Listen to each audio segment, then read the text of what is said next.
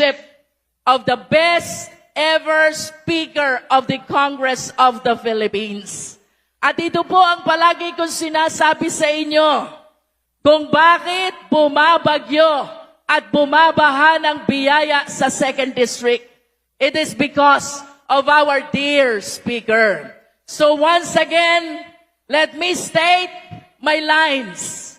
Kaya may AX dahil ni Speaker. Kaya may akap dahil ni Speaker. Kaya may tupad dahil ni Speaker.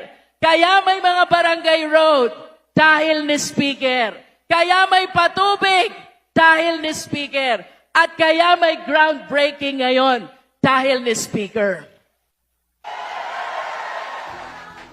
Kayo po, 3,000 kayong benepisyaryo, makapanggap kayo ng 5,000 pesos cash!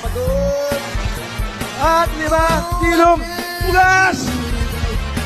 Kahit wala ko sa mood. Happy kayo! Hey! Hey!